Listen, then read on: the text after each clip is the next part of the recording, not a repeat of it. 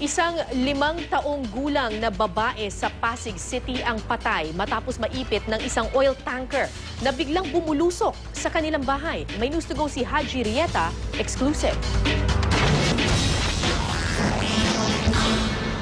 Walang tigil sa pag-iyak si Aling Dailin Abobas matapos ang kalunos-lunos na sinapit ng kanyang anak.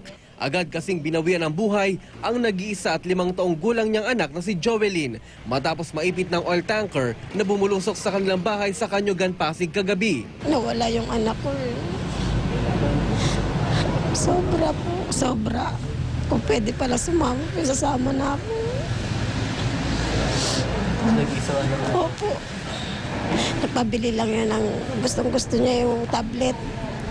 Binila namin kasi yun ang hinihingi niya. Hindi pa nga siya nagsawa, kinuha na siya.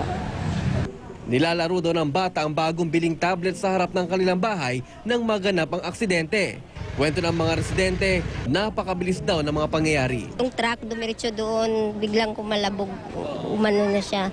Tapos yung bata nakita ko, yung binuhat na ng nanay, nakakarga na, nakagano na siya. Ano na daw po wala na, patay na daw. Magde-deliver sana ng gasolina yung truck na yon na bigla na lamang daw bumulusok ito papunta nga dito sa harap ng bahay na ito. May mga tao na nakatayo rito at natamaan nga sila pero ang pinakanapuruhan ay ang isang 5 taong gulang na batang babae na agad na binawian ng buhay. Sugatan din ang asawa ni Orsicio Montepero na nooy nakatayo lamang sa gilid ng kalsada. Ayon sa kanya, nanonood daw siya ng telebisyon nang marinig niya malakas na kalabog sa labas ng kanilang bahay. Nabangga siya dito Nahiga, hinila lang namin, walang malay. Paloob. Yan truck. Yung truck ko, saan ang gasolina, may laman. Kung di matibay yan, di bayan dyan.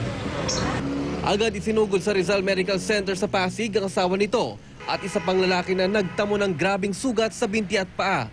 Ang driver ng oil tanker na si June Valmerene, labis ang pagsisisi. Itinanggal ko na yung kalso at ako sa taas, wala namang hangin. Ayun nga, nagdiretso, naglusong. Habulin sana, lagyan ko kalso, hindi na po kinaya ng frame talaga. Kaya natambok po. Humingi po ako ng patawad, pasensya, lahat po. Pero maunawaan po nila ako dahil hindi ko na ma-intention yung pangyayari. Kapatawad po. Naharap si Merena sa reklamong reckless imprudence resulting in homicide and multiple serious physical injury. Haji Rieta, GMA News.